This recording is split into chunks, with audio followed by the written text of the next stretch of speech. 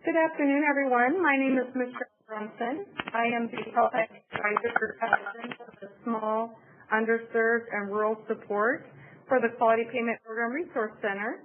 And presenting with me today is my colleague and friend, Sandy Swallow, the QUIN QIO Program Specialist.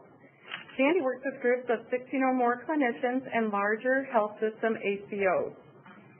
Thank you for joining Sandy and I today as we discuss the Quality Payment Program Final Rule Year 2. We will have a question and answer session at the end. So until that time, we do try to have everyone on mute here. But if you could also hit the *6 and make sure that you are on mute just in case, that would be much appreciated. And last but not least, we value your opinion. So in the next day or two, you will receive a short questionnaire. And please complete that questionnaire so we can receive the important feedback and also ideas for future webinars. Thank you in advance for doing so. Our intent today is really to introduce you to the new facets of the Quality Payment Program Final Rule for 2018 that was released in early November.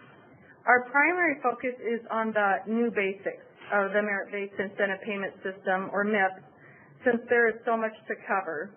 We do intend to have a session specifically for the alternative payment models in the near future, but today we won't touch on those. This slide provides the area where we will focus, and we do want to allow time for your questions. So we will again try to have some good time at the end. One disclaimer we do want to share with you is that Sandy and I are really digging into this rule and learning it as fast as we can. We're learning it right along with you. So we do want to let you know that it is a lot to learn. So hopefully our session today will give you a little bit more insight. CMS is required by law to update the Quality Payment Program annually. There is a proposed rule that was published on June 30th of this year, and then the final rule for the year 2 was released last month. What we want to point out is that this is the first Quality Payment Program rule that went through a full cycle under the new administration, which indicates to us that the new administration remains behind MACRA. They had the opportunity to make big changes, and they didn't. So this is just another indication that some version of quality, cost, and value reimbursement will continue to us. The rule takes effect January 1st of 2018 with a comment period ending January 2nd. Your comments won't change what's in the rule for 2018, but it will help develop the new proposed rule for 2019. It also shows that Medicare does listen. You will notice throughout that some of the changes and flexibilities made for the 2018 final rule, they did get the attention of the comments. Your comments did get CMS's attention. They reviewed over 1,200 of those comments for this rule. So please note that your comments do make a difference when submitting anything that you feel is necessary to the link here on the slide today. Actually, in year 2, they are keeping many of the flexibilities due to a lot of the comments that have been made over the last year. And they're keeping a lot of the flexibilities from the transition year, and they're using this as another ramp-up year so that you can build upon the learning of year 1 and preparing you more for the more robust year that they're promising us for 2019.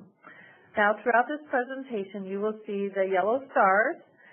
This is our way of bringing your attention to what is new or things that are old that we really feel deserve some calling out. So let's start with eligibility in 2018. There's really no change to who's eligible to participate in MIPS and who is excluded that's from the 2017 transition period. Early on, we expected other credentialed clinicians to be included in 2019, but the rule really doesn't clarify those expectations. Instead, it makes reference to a temporary exclusion for social workers and midwives, et cetera, for 2019. So we definitely think you need to be having those clinicians on your radar screen for the near future, but there's still no clarification in the rule what year those disciplinaries will begin or will be included. Now, there are some significant changes to the low volume threshold. They've increased it. Eligible clinicians are groups who have Medicare Part B allowable charges less than or equal to $90,000 or provide care for 200 or fewer Medicare Part B enrolled beneficiaries are excluded from MIPS. The intent here is to reduce the burden for the small practices and for more small practices than 2017's low volume threshold hit. And so this makes many of them exempt. For the low volume threshold, they continue to do the 2 data runs to determine whether an eligible clinician falls under the low volume threshold. They'll use the same 2 periods. There's the first period, which they call the historical period, which goes back prior 2 years and 4 months into 2 years prior. For the 2018 reporting period, that would be September 1st, 2016 through August 31st, 2017. And then the second data run period is called the performance period, and that will be September 1st, 2017 to August 31st, 2018. Again, those periods are the same as in the transition year, just a year different. We still are waiting. I know you're all wondering, are we going to get that second determination period for 2017 yet? We're still waiting, and CMS is working on trying to configure that, and we expect that out soon.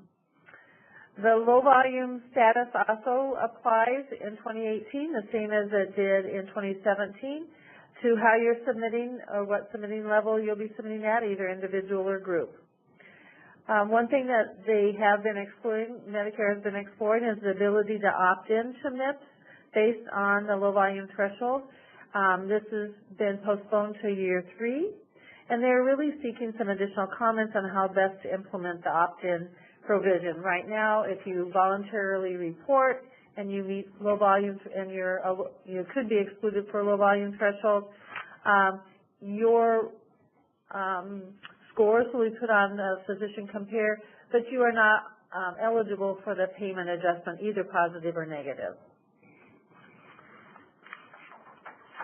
So there will continue to be the same 2 reporting options used for 2017, both the individual and the group options. Nothing has changed as far as the reporting for those 2 options, but CMS has added a 3rd reporting option for 2018, and that is the virtual group. So let's talk a little bit more about what that means. A virtual group is a combination of 2 or more tax ID numbers made up of solo practitioners and groups of 10 or fewer eligible clinicians that come together virtually to participate as a group regardless of their location or their specialty. One important item to note is that you must exceed the low volume threshold to participate. Most of the MIPS group policies that applied for the year 1 apply for groups apply to also the virtual groups. And CMS has really put a lot of time and effort into the inclusion of these virtual groups as another participation option for year 2, so much so that they've developed a virtual group toolkit with more information, including fact sheet and detailed information on the election process. And if you do elect to participate in a virtual group, you would go through that election process with the election period from October 1st until December 31st of this year. So we are coming right up on that December 31st deadline to elect to be a part of this group. You would submit an application. There is a formal written agreement that would need to be established, and they do give you a template in that toolkit. The resources are on the QPP website, and there is a link here that will also be able to be used once we get these slides posted, hopefully by the end of today. Essentially, there are no changes in the impact of MIPS from what was written in the first year for payment adjustments. The payment adjustment for the 2020 payment year as a result of what happens in 2018 ranges from a negative 5% to a positive 5%. You can have the scaling factor not to exceed 3% as required by law. And that scaling factor is determined in a way so that the budget neutrality is achieved. So we are increasing the payment adjustment from 4% to 5%. As far as the performance threshold, CMS has implemented a modest increase in the performance threshold, raising it from 3 points to 15 points for year 2. And eligible clinicians will have many data reporting options or combinations of options to be able to get to those 15 points. Some of those examples include you can report all of your improvement activities, and that would give you the 15 points. You may meet the base score measures for the advancing care information for 12.5 points and submit one quality measure that meets your data completeness for an additional 3 points. You may meet the advancing care information base score and submit one medium-weighted improvement activity. Or you may submit 6 quality measures that meet data completeness criteria. So there are a lot of different combinations. These are just some examples. But the big thing to note is that you will see it requires a little bit more engagement. They're ramping up a little bit to get ready for a more stringent requirement in year 3. For the submission mechanisms and deadlines, the ways to submit your data has not changed, and neither have the expected deadlines. A decision was made to continue allowing only one data submission mechanism per category for year 2, excuse me, due to operational reasons, and those multiple submission methods per category is delayed until year 3.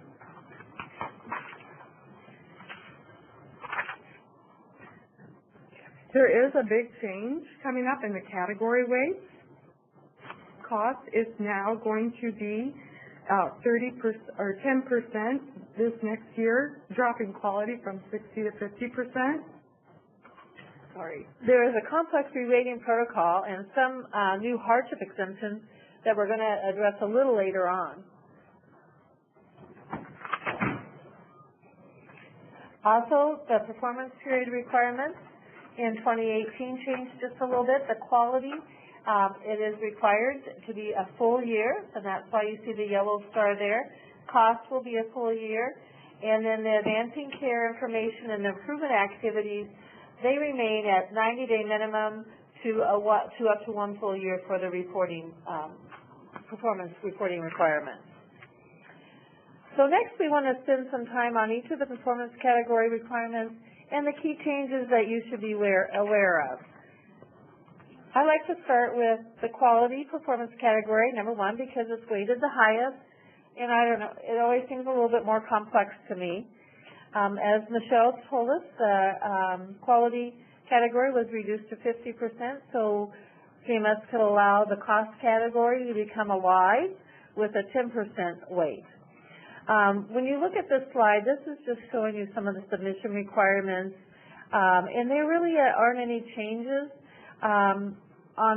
as far as needing to do 6 measures or the web interface, and what reporting mechanisms you can use. So we're going to move on from this slide. I'm not going to dwell on that. But another big change is the data completeness. I think this is fairly significant. It changes from 50% this year to 60% 2018. We get a lot of questions about, well, what do you mean by data completeness? And the best way to explain that is, I think, by example, and it's really the percentage, data completeness equals the percent of patients reported on for a given measure. For example, if you're reporting on 1,000 patients in the denominator, you must account for 600 patients in the numerator to be at 60% data completeness, or higher numerator to be more than 60%. So that doesn't mean that. It means that you report on that patient because they either met it, they didn't meet it, or they were excluded from it. You can add all those together for your numerator. Your numerators, on some particular measures that have more than one answer, but you have to have at least 60% of the denominator to meet that data completeness criteria.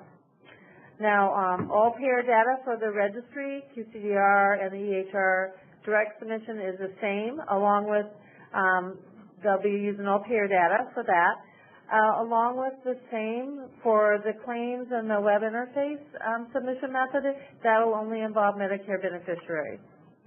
Now, the final rule finalized the same criteria for 2019 as far as data completeness and the payer denominations, unless, of course, they back off on this for some reason next year. But as of right now, that's what we expect for 2019. I also found this interesting. They expanded the major stratification classes from 2 classes in 2017 to 3 in 2018. So in 2017, they introduced the 2 classes. There was Class 1, and that meant that the measure was complete. It had, in 2017, it was a 50% data reporting rate and a 20 minimum case, and it had a benchmark. So Class 1 in 2018 means that the measure is complete, and it's worth between 3 and 10 decile points. And that means, and to meet a Class 1 for a measure, you have to have met the case minimum of 20 measures, you have to have a benchmark, and you have to have at least 60% reporting rate or data completeness rate. Then a Class 2, a measure can be determined to be a Class 2 if it has less than 20 cases or there are no benchmarks. Then you're only going to receive 3 points for that, no matter what the decile points are. And for 2018, the Class 3 measure, it evolves around the data completeness, so the reporting rate. So if it's less than 60% reporting rate, you'll only get 1 point. Unless you're a small practice, then you get the small practice advantage of 3 points for that particular class. So in 2017, Class 2 really was a combination of 2 and 3, and the 60% reporting rate, which in 2017 was 50% reporting rate, you automatically got 3 points. And this is really significant to understand these classes, because if you're only going to report quality, the 6 quality measures to try to get the 15 performance points to hit the performance threshold, then you want to know for sure that if you're reporting somebody, reporting on a measure that's not hitting data completeness, you're only going to get 1 point, not 3 points. Another thing that they've introduced this year is a new scoring language. This is mostly just kind of vocabulary clarification around the language. There's been some confusion around the category final score and the MIPS final score. So CMS wanted to kind of clarify this and try and alleviate some of that confusion. So they've introduced the concept of achievement points at a measure level. So for the quality category, it's about how many points you get for each measure and how many are available. So the new language does not change how it's applied, it's just terminology. For example, if an eligible clinician submits 6 measures, and each measure can total 10 achievement points, is the most you can receive for those measures, then you have 6 times 10, or 60, is the total measure achievement points. That's TAMAT, and that's total measure achievement points, and that's without your bonus points available. And then, so let's make it simple here for my equation. Let's say you earn 4 points on all 6 of those submitted measures, then you are going to receive 24 total measure achievement points. And then you can earn some bonus points. So let's pretend like you earned 6 bonus points. Then you earned 6 total measure bonus points, or TMBP.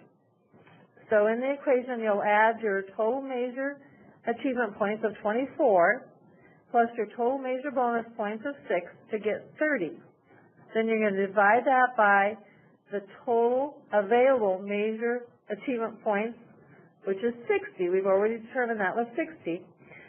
So if you divide the 30 by 60, you get 50% for the quality category score, or, well, percentage score. And then 50% of the weight of 50 equals 25 points for the quality category final score, or what will be called the total measure achievement points. But that was a tongue twister, and I hope the slide helps you to understand this a little bit more, but just expect that you're going to be hearing more about total measure achievement points when we were looking at quality score, the category scores versus final score. Then there's the topped-out measures. CMS has been a little bit, I think, annoyed with topped-out measures. They've not known exactly what to do with the topped-out measures, so they did actually define them, what a topped-out measure was in this rule. It's the majority of clinicians near the top of the distribution where there's little room for improvement anymore in that measure, and there's little basis for comparison. Now, 45% of the measures that we have are really at that point where they should be topped out, but they've only identified 6 measures as topped out. Now, new in this rule, they came up with a 4-year life cycle protocol, and that 4-year life cycle protocol is identified on this slide. The first year is where they identify a measure as being topped out by the definition that they claimed, that they defined in this rule. And then the second year, they have special scoring applied where it's a 7-point cap. The third year is where you can consider through rulemaking for removal. And at this point is where you can make comments to try and save it. So if there's a measure that you want to save in this list of 6 measures here that have already been declared as topped out, you'll want to be making some comments to CMS about there to try and save that measure and try and keep it at the higher point level. And then the 4th year is when they'll make the removal decision, whether or not it will be removed, and that will be made through the rulemaking. Now, again, I've identified the 6 measures here that were listed as topped out in 2017. The same 6 are listed as topped out for 2018. And in 2017, they gave them a 7-point cap. I could not I couldn't get clarified through the final rule if this means that these 6 measures will be considered in life cycle year 1 or year 2. So I am waiting for some clarification from CMS on that. The caps for MIPS is still a voluntary option for groups unless you're in an ACO where it's required. The only thing new really, other than there's some minor changes in the scoring of the survey itself, but there is now a new cap that's specific for ACOs that you'll need to use, and that's why that yellow star is on that slide. Last slide on the quality category is new this year is the improvement bonus. Now, macro law requires MIPS to include improvement when calculating quality and cost scores, beginning with the program's 2nd year. And that was if the data was sufficient to measure improvement, if that data is available. So if the quality score improves, if the quality category improves, you have an opportunity to be rewarded with up to 10 percentage bonus points. Now, the comparison for this is only to the previous year's data, so they don't go back year to year to year. It's from the previous year's data, and it's at the quality category level. So it's your quality score, your total measure of achievement points level, and it must be for the full year of data. So if your previous quality score was less than 30, then they're going to use 30% as a comparison always. So, and then they'll convert the data if the entities don't match. So it's going to be calculated at 10 percentage points, bonus points, and the category performance score doesn't include bonus points when they're calculating. So it's based on your statistical changes from the previous year. So say in year 2015 you get for your quality category a score of 40, and then for 2017 you get 40, and then 2018 you get 50, then they'll take 50 minus 40, and you come up with 10, and then you divide that by 40, so you'll get a 2.5 percentage bonus. And this is just obviously just an example, but you'll get a 2.5 percentage bonus point added to your quality score. And the reason that they are not, if you score very low in 2017 on quality and then come up very high on quality in 2018, the reason why they're not going lower than 30 is because they didn't want to allow for clinicians to just put in some of their worst scores in the early years and then start to do better. They were looking at that, and that's why they capped it at 30. Everybody's compared at the lowest of 30%. That's really helpful. Thank you, Candy. Now we're going to switch gears a little bit and go to the cost performance category. And this is a big change for 2017. The cost measure performance category is now at 10% of the final score for 2018, year 2.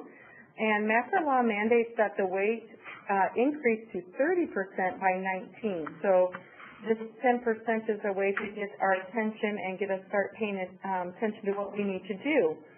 So the cost category will be measured by 2 cost measures only and no episode measures. Let's talk a little bit about those 2 cost measures. Many of you may have some experience with those through the quality tiering and the value-based modifier program. First of all, there's the total per capita cost. And as a Medicare patient goes through the healthcare system during the year, this is the grand total cost for that patient in the entire healthcare system. And then what's the average across a panel of patients? The panel of patients is an attributed list of patients to you or your practice where the plurality of the highest number of services for those patients is attributed to you. So this includes Part A and Part B, and there is a 20-case minimum. Of special note here is that specialists are not protected from this. If the patient doesn't see a primary care provider and the specialist has a plurality of services, then that patient will be attributed to that specialist.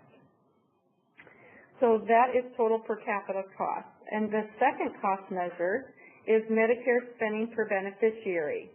It's attributed similarly, but it's at the hospital level, the inpatient level.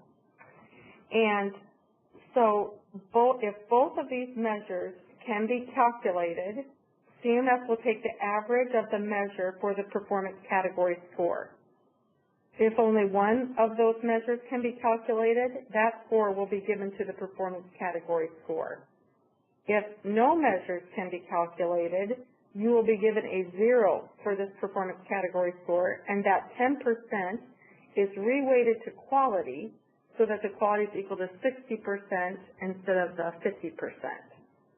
Now, as I said before, there are no episode measures. We did expect some episode measures, but CMS is developing measures with stakeholder input, and they're soliciting feedback on some measures, so we should expect them in the coming years.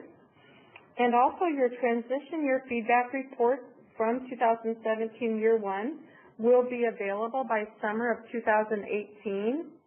MIPS-eligible clinicians can see their performance on each cost measure and better understand how practice improvement changes can drive changes for each specific cost measure. Now let's talk about the cost category improvement bonus. As Sandy mentioned, the cost category does have an improvement bonus this coming year. Because of the categories are so unique, they finalized different approaches and methodologies for measuring. She's already talked about the quality improvement bonus and how that's measured at the category level. The improvement bonus is calculated by the measure level. And CMS is looking at the same measure and entity level from the prior year using your administrative claims data. So you don't do anything for this category. They're looking at your claims data. And both sets must meet data sufficiency minimums. And CMS compares your performance score with the performance of other MIPS-eligible clinicians and groups during the performance period, so the measure benchmarks aren't based on a previous year. Basically, the improvement score is calculated by the number of cost measures improved, and this will be more significant when episode measures are included in future years. They're basing the improvement scoring on statistically significant changes at the measure level. And there is up to 1 percentage point available in the cost performance category for this improvement bonus. Now, we have added the equations here to the slide for those folks that would like the details on how this is done, but I myself don't even have a full grasp of this yet. So There's more to come from CMS on this whole cost category improvement bonus. All right, now we are going to switch to the Advancing Care Information Performance category. The weight scoring and reporting remain the same in 2018. The big news in the ACI category is that you do get at least another year to adopt 2015 Certified EHR technology, or SURS as we have here. CMS allows you to continue to use your 2014 edition next year, or you may have a combination of your 14 and 15 edition that you'll use to report, or solely the 2015 edition of your Certified EHR technology. What we want to point out here is that there is a 10% point bonus for this exclusive use of your 2015 Certified EHR technology. So that could help you make up some big points there if you do use just the 2015 technology for your reporting period. The rule is silent on the Certified EHR technology requirements for 2019, but I would not count on another pass. I would definitely be making plans to get the 2015 Certified EHR technology this year.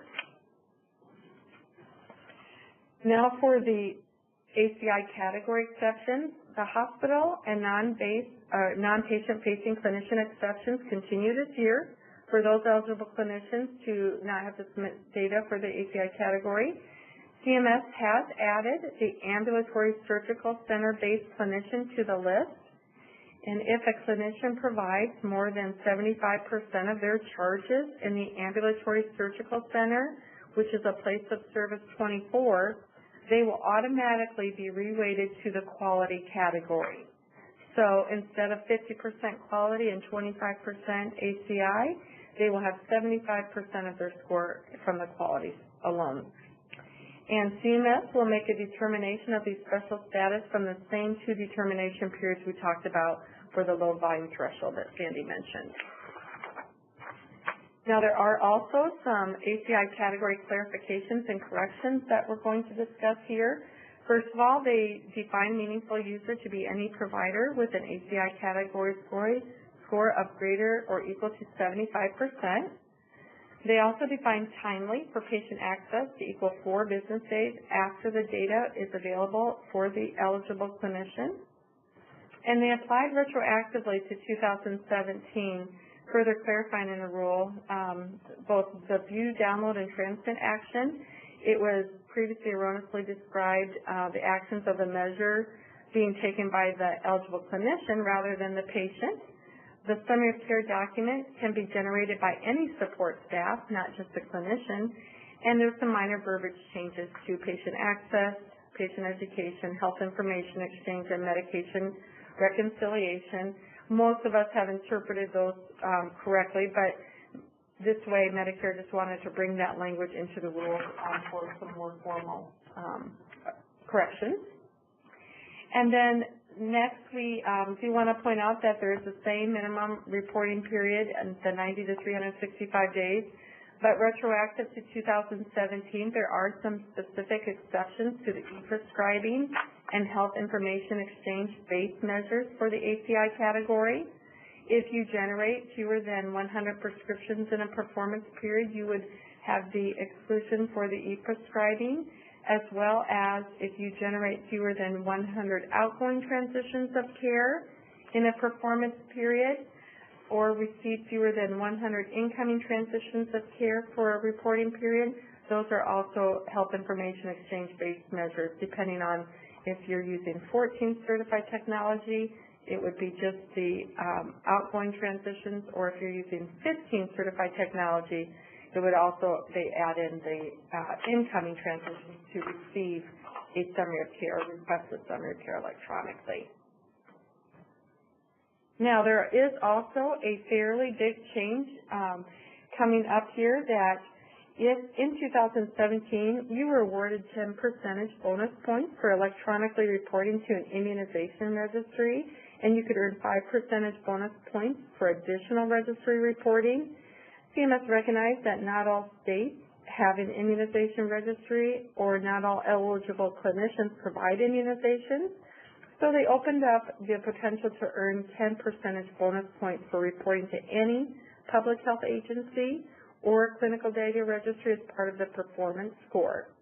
A 5% bonus score is available to those who submit an additional public health agency or clinical data registry not already reported under the performance score. And also there are additional improvement activities that are eligible for the 10% Advancing Care Information bonus if you use your certified EHR technology to complete at least one of those specified improvement activities. Sandy will talk about that, but just want to draw that out here too, as that's under the bonus category. And now we'll turn it over to Sandy to talk about more of the improvement activities. All right, so moving on to that category, this is our last performance category. It maintains the 15% weight. They finished some more activities. I think they're up to 112 activities. And they made some changes to some existing activities. So when you get ready to select your activities for the 2018 reporting period, you will want to go in and look at those definitions a little bit, because there are some changes to a few of those. They also, there are now 30 certified EHR technology improvement activity measures that are available that would give you extra credit in the ACI category. The performance period, the minimum remains the same of a continuous 90-day reporting period up to a full year. They continue to double the points for small practices, rural or HIPSA, and the non-patient-facing clinician practices. A minor change was made for the patient-centered medical home language, where they've adjusted to include the status of recognized as being equivalent to certified. But I think the most significant change in the improvement activities is the threshold for the number of practice sites within a TIN that needs to be recognized as a patient-centered medical home for the TIN to receive the full credit. For this category, it has 50% for 2018, where previously in this transition year, if one of your practices in the TIN were PCMH certified or recognized, then the whole TIN got that credit. For 2018, 50% of the locations in the TIN need to be PCMH recognized or certified. One of the questions I know we're going to get is, okay, so we have the same physical location, but we have multiple suites with multiple different practice scopes or practices in our TIN. Are they considered, is that considered one location or multiple different locations if they have a different suite number? This is something we're trying to get some clarification from CMS on also, so that is to be announced sometime. This slide just really serves as a summary of the key scoring additions for 2018. We talked about the opportunity for improvement bonus in the quality and cost categories. There are two new bonuses that apply they apply to the final score level. CMS will add 5 additional points for small practices to the final score as long as you or your group submits data on at least one performance category in an applicable performance period. They'll add up to 5 bonus points for caring for complex patients to the final score. Now, I know many of you guys lobbied for this, and this will be based on the complexity. It's going to be based on the medical complexity calculated from the hierarchy classification codes, the condition codes, and also the number of dual eligible patients treated. There is, in the final rule, there's some more description and specifics about that. Another bonus is the electronic flow or end-to-end electronic submission of quality measures. So this isn't a new bonus, but I just thought it was interesting that it was scoped for just the first 2 years only. So if and I know that's because CMS is pushing to all electronic submission, but if you would like to be sure that this continues, you may want to make comments before January 2nd to see if we can get that to continue. Okay, thank you. And also, recently announced for 2017 is the significant hardship exception rules that are sprinkled throughout the final rule. And the most significant change to this hardship applies to all performance categories. The supported reasons for approval of this significant hardship exception are listed here on this slide. And so there are some that you may recognize from before, but there's also some different, more expanded, I guess, reasons for approval there. So pay attention to those. And then also, CMS has removed the 5-year limitation, except for the decertified EHR technology that does have an annual renewal limitation of 5 years. But they just wanted to make sure that if you had used 5 years for the decertified EHR technology and then you had a significant, a hardship of any other kind or a disaster happen, that you wouldn't, you wouldn't be able to miss out on those exceptions there. And then also there's an automatic, extreme, and uncontrollable circumstance policy that's part of the interim final rule. And for this situation, you would not have to submit an application. This is for those that were affected by the hurricanes Harvey, Irma, and Maria, or the Northern California wildfires. And your final score would equal the performance score threshold for a neutral payment adjustment, so no positive or negative payment adjustment would occur. But if you do submit data, it will be accepted and scored as normal.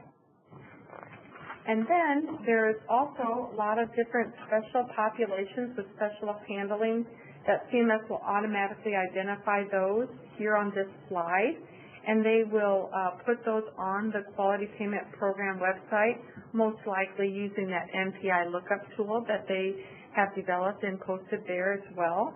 And so details of how each of these is determined is in the final rule, but we wanted to list these out separately to let you know about those. And then here is the small practice status. It's determined for a 1-year period, and if you have 15 or fewer eligible clinicians, it is determined from your claims data, and there is a 12-month size determination period. For 2018, it will be determined by the 9/1/16 to 8/31/17 claims period, and it is applicable to these situations here, and you can see quite a few. They're really paying attention and listening to your comments about the difficulties being in a small practice, and I work with small practices, so I do get to hear about these, and so I'm really happy to hear that they have those special provider populations with different, I guess, bonuses for those folks that do choose to participate or would like an exception, and those are listed here. And then this slide shows how those special status groups and the activities for the categories are applied, and so it's a nice summary to compare each one of those special status groups. All right, we threw this slide in because we get many questions around clinicians in a scoring hierarchy. So when there are more than one final scores associated with a 10 MPI, this gives you an example of who takes precedence. This is Table 30 on page 778 of the rule. And I just threw it in kind of for a reference slide for you folks that are asking these specific questions. And then the next slide, this is another common scenario. When no final score is associated with a 10 NPI combination because maybe that person had moved to a different, the previous year they had been with a different 10.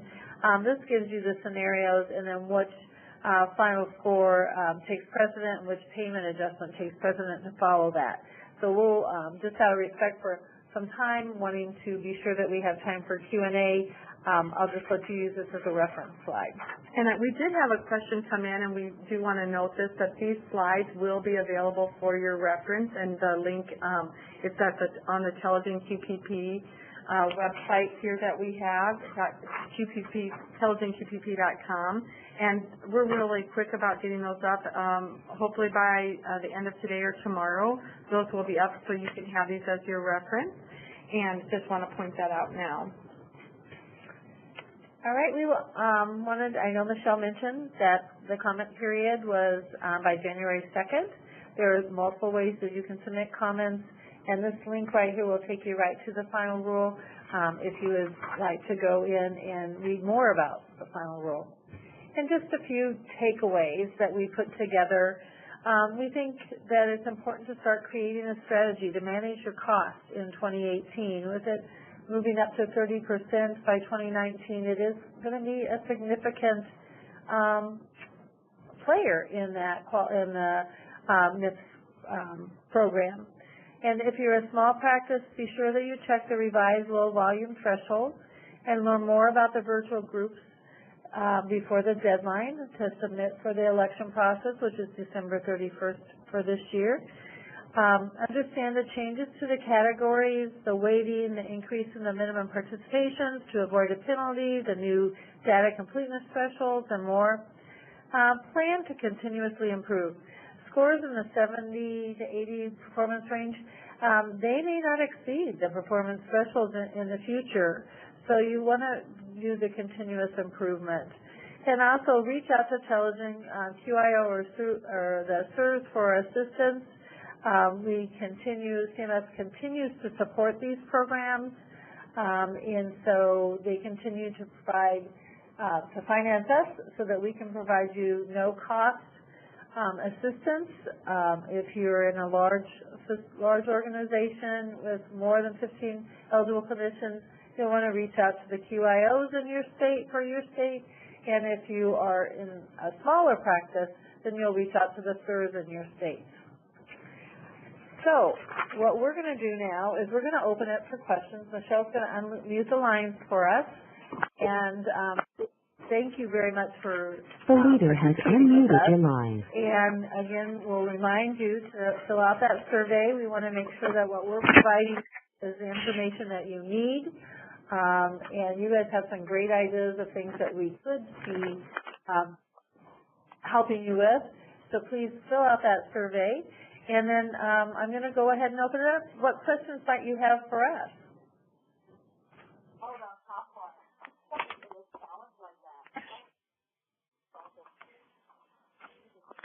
Hey, Michelle, this is Carrie.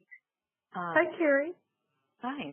I just wanted to recheck the intelligentqpp.com. Is that where your slides are going to be posted for the recording?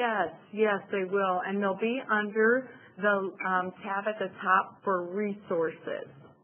And also a recording of today's webinar will be available there too, usually around the same time. So we have a great department here working together to get that up and going. So look for that today or tomorrow. And there will also be a link from the Intelligent QIO website directly to that also. If you're more familiar with that website, within the next 48 hours, you can expect that link right directly to the recording and the slides.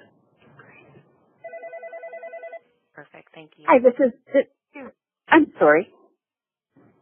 Oh, no, you're fine. Go ahead. Okay, thanks. There was just a click there. This is Mary Beth. I'm wondering, do you happen to have a transcript of today's presentation? Because there's so much more information than was on the slides, and you know, it went kind of fast, and even listening to it again, it's almost easier to see. Do you have your notes or anything we could get? So we don't have a transcript. We don't do transcripts, unfortunately, but the recorded version will be posted on the website too, so you can listen to it as much as you would like. Unfortunately, but as far as the transcript, I don't believe that through this WebEx that we're working with, we don't get the transcript. Yeah, they're trying to down, but yeah, and also Sandy's information, my information, they're here. So if there's something that you'd like to discuss in more detail, we really do encourage everyone to reach out to us. And sorry about that, we can't fit everything on a slide. It's so hard to make it visually pleasing. Sure, I understand. That's fine. Thank you very much. You bet. Thank you.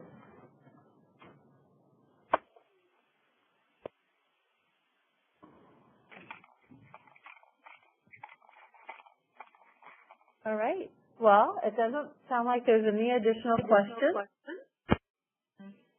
So what we're going to do is give you back 9 minutes of your day. So thank you again for attending. Yes.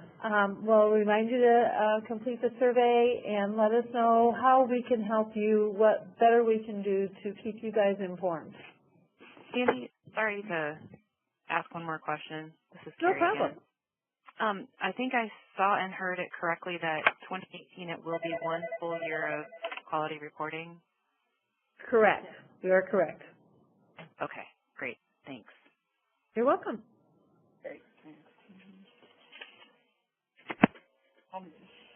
Clear as mud. Thank you so much. Have a great day, everybody.